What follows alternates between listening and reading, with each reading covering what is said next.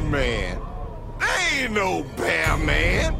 That's a folk tale, a metaphor for man's anxiety over his place in nature. You may not be familiar with the Afro Samurai anime, so here's what you need to know if you want to get the most out of the video game.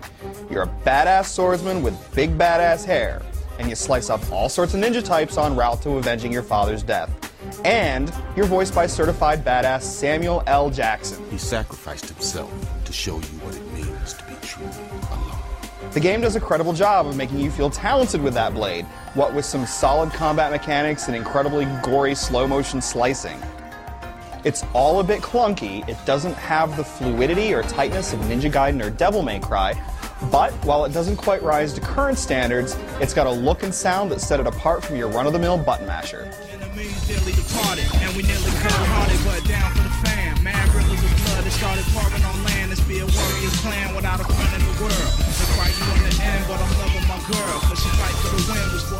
So, you possess the number 2 headband, and you've set out to destroy the number 1. If you're a fan, you'll experience events in and out of the anime series, but if you're not, that's okay too. What's important here is the vibe and the humor, a combination of hip-hop culture and Eastern sensibilities. You've got the potty-mouthed character Ninja aside crisp, cel-shaded environments, and hip-hop tinged with Far Eastern harmonies. The atmosphere pulls you through the story, and split-screen sequences in and out of gameplay keep you involved. That cel shading is complemented by amazingly violent-looking combat, and together they hold the biggest part of Afro Samurai's appeal.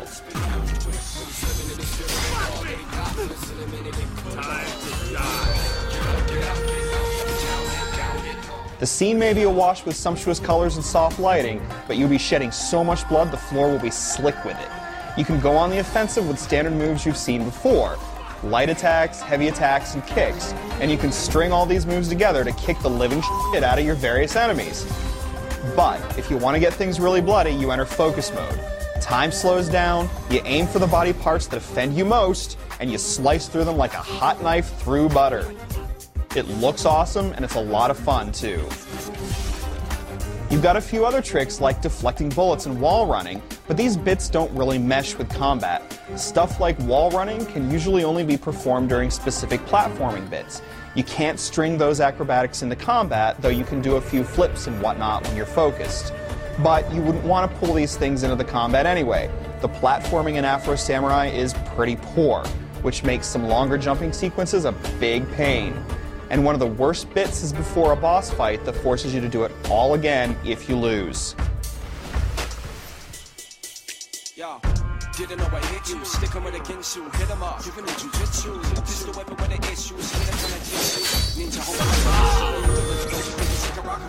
This puts a huge burden on the combat since it has to carry all the weight.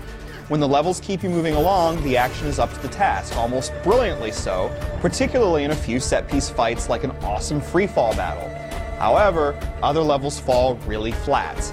In one, you spend so much time running around, you'll wonder where the action went.